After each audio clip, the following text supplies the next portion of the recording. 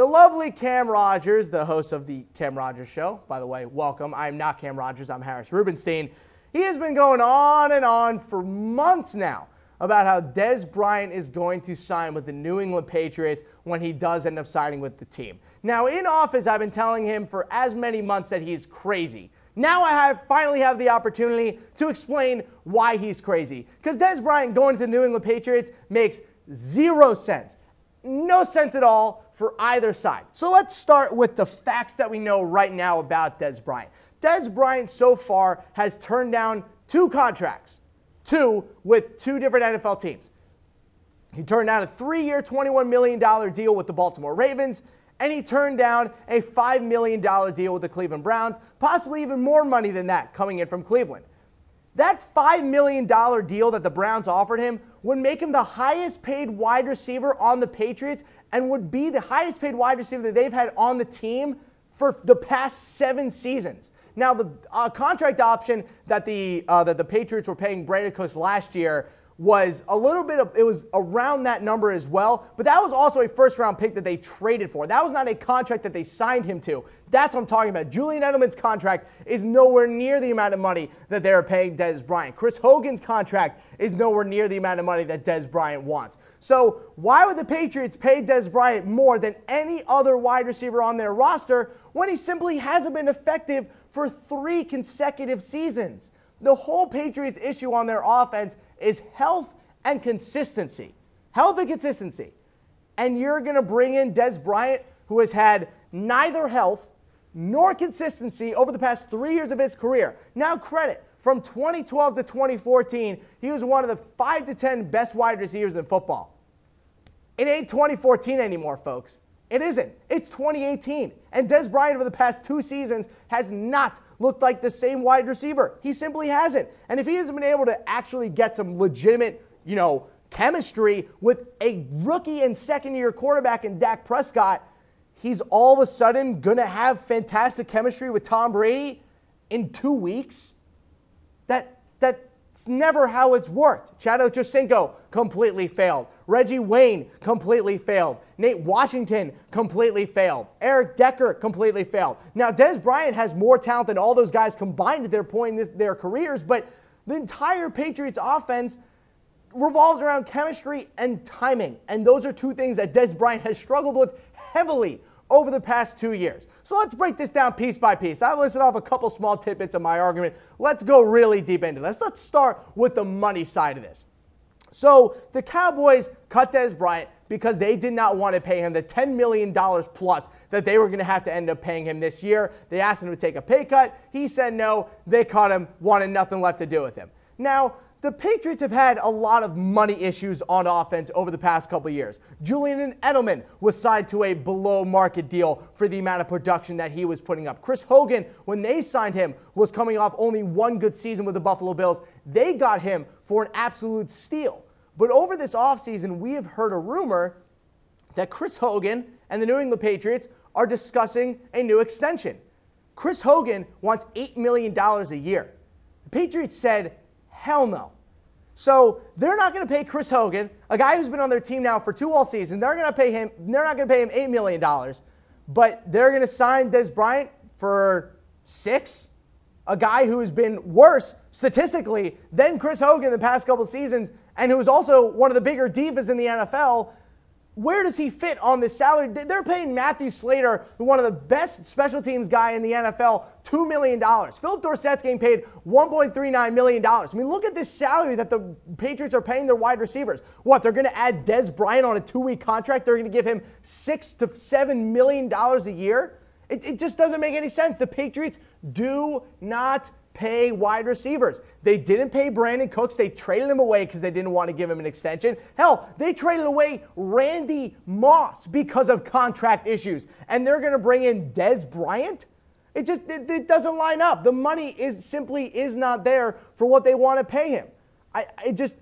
For the amount of money that he has turned down this offseason, he turned down $21 million on a 3-year deal from the Ravens and a $5+ million deal from the Browns. All of a sudden, the Patriots are going to give him that kind of money? I don't think so. Not to mention, their first-team offense is set. It's set. I told you guys earlier that September football does not matter. It doesn't. You can go back and look at all the Super Bowl winners and all the Super Bowl contenders. Go look at their record in September. It doesn't matter. November, December, and January are the real important months in the NFL. October a little bit, but once Thanksgiving comes around, that's really when things start to get intense. It doesn't really matter about September. So when people are telling me, oh, they're losing Edelman for the first 4 games, the Patriots went 2-2 last year in September and still made it all the way to the Super Bowl. Tom Brady is going to be just fine throwing to the likes of the best tight end in football in Rob Gronkowski, Chris Hogan, who he has fantastic chemistry with, James White, who has looked like a menace in preseason so far this year. Sony Michel is supposed to be ready for week 1. Cordero Patterson has looked good in preseason, as has Philip Dorsett. They have enough weapons to make up for the guys that they've cut. And they've also cut those guys not because of, obviously for health issues as well. They've cut a bunch of those guys, whether it's Eric Decker. They also cut Kenny Britt. They cut those guys because they couldn't pick up the system fast enough. So if Kenny Britt in 2 years couldn't pick up the offense fast enough, Eric Decker couldn't pick up the offense in 4 weeks, Dez Bryant is going to pick up a complicated timing offense in 2 weeks? Does that make as little sense to anyone as it does to me? That does not line up at all. And also, I need to poke a massive hole in this wild argument I keep hearing from people. I've seen this on Twitter. Cam's been talking about this. Someone keeps trying to convince the entire world that the Patriots do not have a red zone threat. Did Rob Gronkowski die? Like, is Rob Gronkowski not a part of the Patriots? Is he not the best tight end in football still? Is he still not the best red zone option in the NFL? They're fine. They're fine in the red zone. They have a running game. They have Tom Brady, and they have Rob Gronkowski. Just because they don't have some 6'5" Cortland Sutton kind of player doesn't mean that their red zone targets are bad. They have a couple good tight ends. They have the best red zone threat in the NFL. I'm not sure why Dez Bryant is all of a sudden going to make their red zone offense that much better. And mind you, Dez Bryant has not really looked that great in the red zone the past couple of seasons. So that you can throw that argument right in the trash and light it on fire. So the other thing I wanted to bring up about Dez, are the Patriots really his best option? Are they really the best option for Dez? Like, is that really the best possible place that he can go? Now, I know that he wants to play for a contender, but I mentioned this when the Warriors signed DeMarcus Cousins. What happens if the Warriors don't win the finals this year? DeMarcus Cousins is the fall guy. Absolutely the fall guy if they don't end up winning the finals this year. If the Patriots offense struggles significantly after they sign Dez Bryant, with all the drama and all the overreaction around Dez Bryant, and trust me, I know how the Boston sports media works better than anyone that you'll find on Facebook or YouTube. They will rip Dez Bryant to pieces. He will get all of the blame. All of it will be on Dez Bryant. This is not some, rinky-dink sports coverage town. This is Boston. This is one of the most intense sports covered towns in the country. Arguably the number 1, maybe number 2 behind New York. They would rip Dez Bryant to pieces. To pieces. And I don't think he needs that right now. What he needs is positive press. He needs good things to be surrounding him. Not the Patriots offense failing and everyone pointing fingers at Dez, which, mind you, would be what ends up happening. That's how the Boston sports media works. They always blame the new guy. Always. They will never give you credit. They will always blame the new guy. Go ask David Price on the Boston Red Sox. I swear to God, they claim that David Price was the reason that the Red Sox were bad for the past 2 seasons, even though they won the division. They still blame David Price. Dez Bryant would get ripped to pieces by the Boston media. And I just don't think he's going to want any single part of that. It's a bad fit for him. It's a bad fit from team to whatever, or from player to team.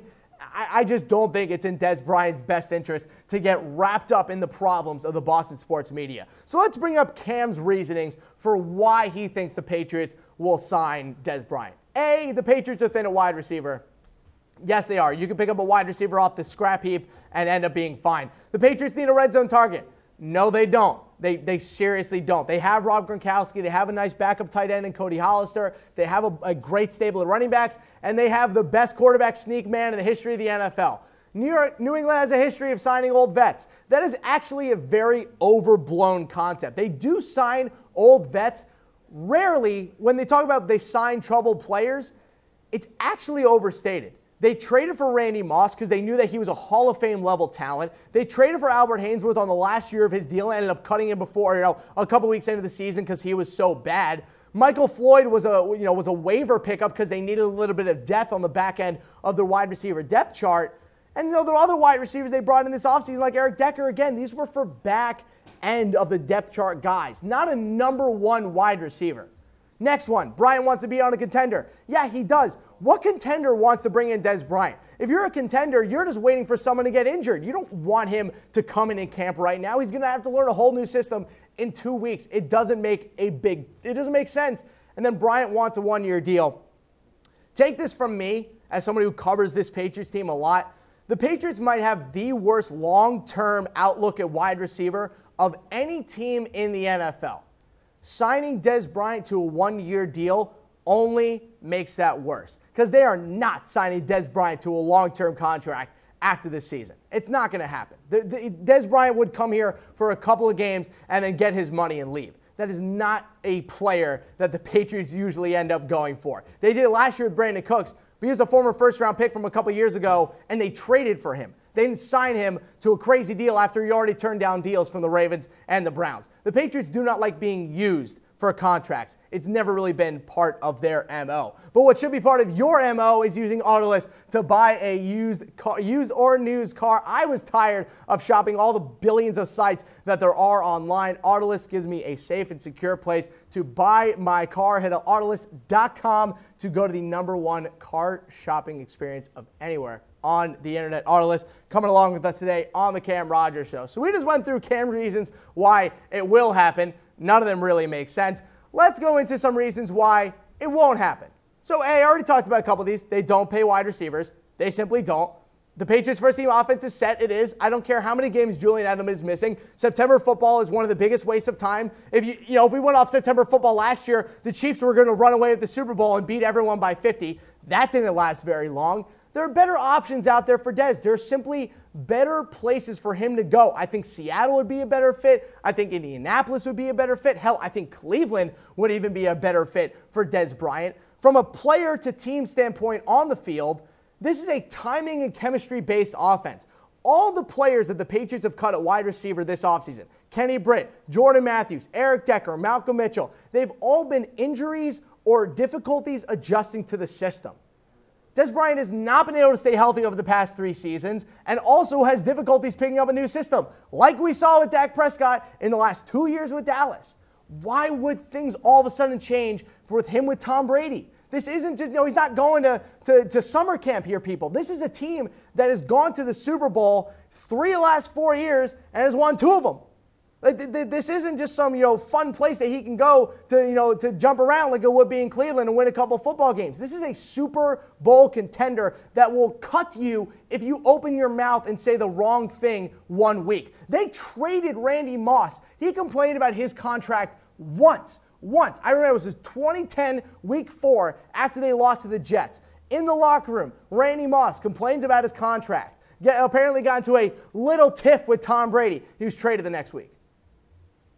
So all of a sudden, Dez Bryant is going to be the answer. He's going to be what solves the Patriots offense. What solves the Patriots offense is Julian Edelman coming back after the first 4 weeks and Tom Brady playing like the MVP that he was last year. That's the only thing that's going to save the Patriots. Dez Bryant is not the guy who's the difference between them winning and not winning the Super Bowl. So Cam Rogers, if you're out there, you can keep beating this drum, though it doesn't make a lot of sense. And I cannot wait. I cannot wait to come back on this show when Dez Bryant signs with some rando team. I'm just going to stare at him and just smile because there's no way that Dez Bryant is going to sign with the New England Patriots.